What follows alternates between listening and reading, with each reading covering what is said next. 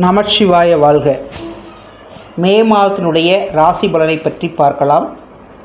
சிம்ம ராசிக்காரர்களுக்கு எவ்வாறு இருக்கிறது பலன் என்பதை பற்றி பார்ப்போம்.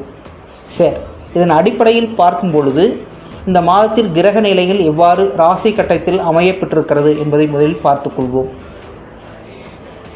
ராசிக்கு 2ஆம் வீட்டிலே கேது பகவானும், ராசிக்கு 8ஆம் இடத்திலே ராகு பகவான், சனி பகவான், சுக்கிர பகவான், புதன் பகவான் இடம்பெற்றிருக்கிறார்கள். ராசிக்கு 9ஆம் கட்டத்திலே சூரிய பகவான், அதாவது ராசியினுடைய அதிபதி உச்சம் பெற்று காணப்படுகிறார். 10ஆம் வீட்டிலே குரு பகவானும், 12ஆம் வீட்டிலே செவ்வாய் பகவானும் இடம்பெற்று காணப்படுகிறார்கள். இந்த மாதத்தில் கிரக நிலையை அடைய பெற்றக்கூடிய நிலை பார்த்தோம்.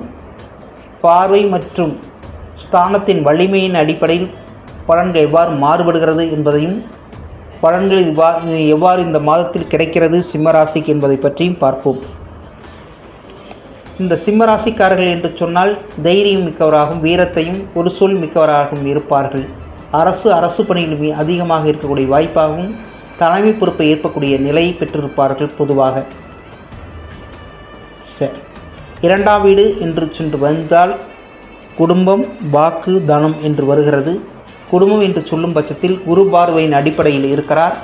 ஆகவே குரு பார்வை மட்டும் அல்லாது சனி பார்வையும் ஏற்படுகிறது. அந்த சனி பகவானுடைய பார்வையும், சுக்கிர பகவானுடைய பார்வையும், புதன் பகவானுடைய பார்வையின் அடிப்படையில் பலன்கள் எவ்வாறு மாறுபடுகிறது.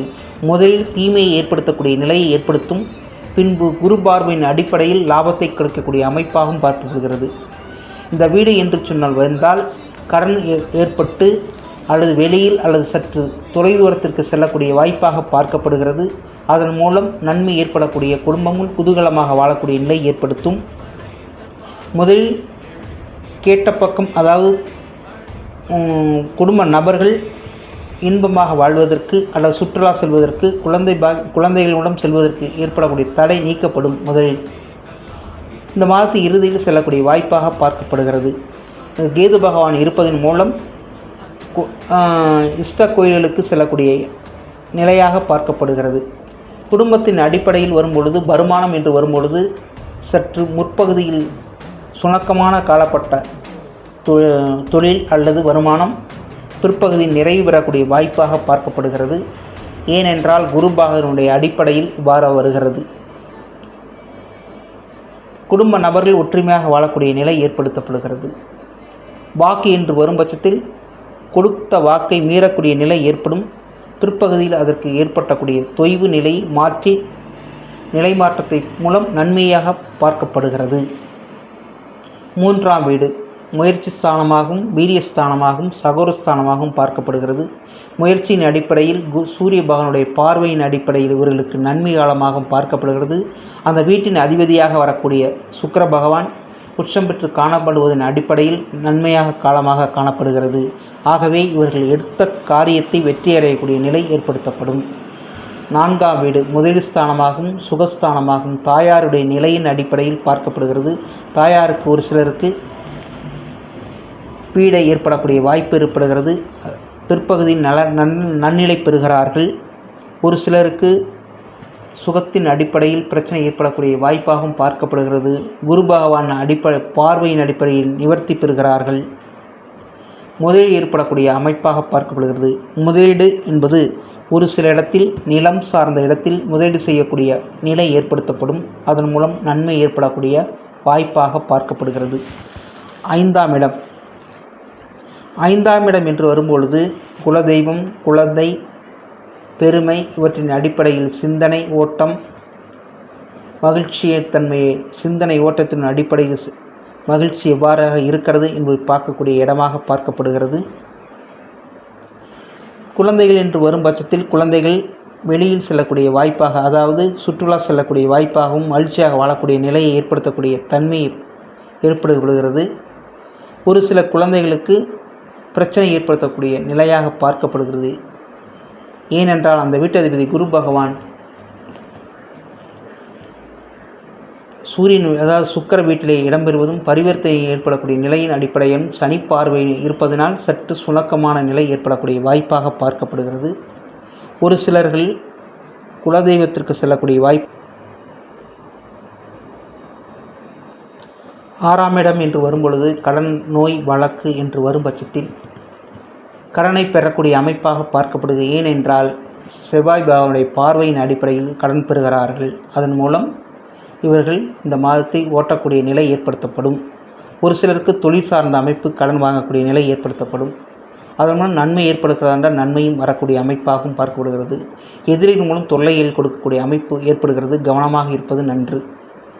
7ஆம் இடம் என்று வரும்பொழுது இவர்கள் கணவன் மனைவியுடைய நிலை, கணவனாக இருந்தால் மனைவி, மனைவியாக இருந்தால் கணவன், இவர்கள் மூலம் நன்மை ஏற்படுகிறதா என்று பார்த்தால் ஒரு சில பிரச்சனைகள் ஏற்படக்கூடிய வாய்ப்பு ஏற்படுகிறது.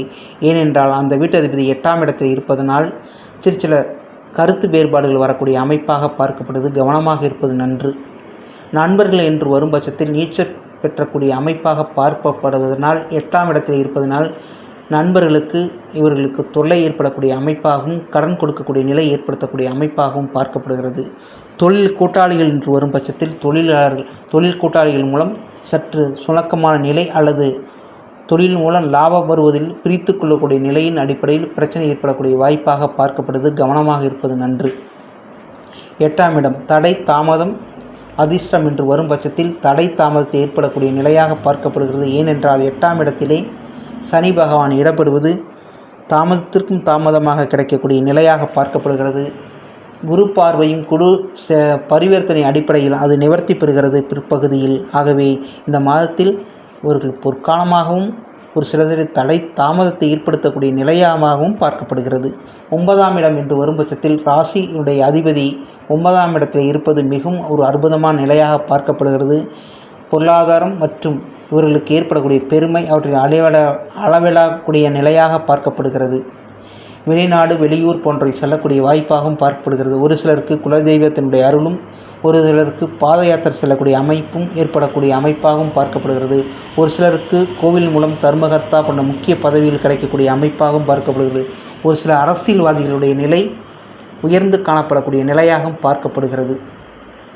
10ஆம் இடம் என்று வரும் பட்சத்தில் இவர்களுக்கு தொழில் மூலம் வரக்கூடிய லாபம், தொழில் மேன்மை அடைகிறதா என்று பார்த்தால் அங்கே வீட்டிலே குரு பகவான் இருப்பதன் அடிப்படையில் தொழில் மேன்மை அடையக்கூடிய நிலை ஏற்படுத்தப்படுகிறது. கனிம வளத்தின் மூலம் ஏற்படக்கூடிய தொழில் செய்பவர்களுக்கு மிகவும் அற்புதமான நிலையாக பார்க்கப்படுகிறது. ஏனென்றால் ஸ்டாக் வைத்தன் மூலம் லாபம் கிடைக்கக்கூடிய அமைப்பாகவும் உற்பத்தியில் சற்று துணக்க நிலை ஏற்படுகிறது. தொழிலாளர்களுடைய பிரச்சனை ஏற்படுத்த விடுவார்கள். கவனமாக இருப்பது நன்று. அடுத்தது விவசாயிகளுடைய நிலை என்று பார்க்கும்போது விவசாய பொருட்கள் மூலம் சற்று விலை குறையக்கூடிய வாய்ப்பு ஏற்படுகிறது. கவனமாக இருப்பது நன்று. வேலைக்கு ஆள் கிடைக்காதக்கூடிய நிலை ஏற்படும். சற்று கவனமாக இருப்பது நன்று. ஒரு சிலருக்கு கமிஷன் அடிப்படையில் தொழில் செய்வார்கள். அவர்களுக்கு எப்படி இருக்கிறது என்று பார்த்தால் அவர்கள் மிகவும் அற்புதமான நிலையாக பார்க்கப்படுகிறது. அவர்களுக்கு மிகவும் இந்த மாதம் பொற்காலமாக காணப்படுகிறது.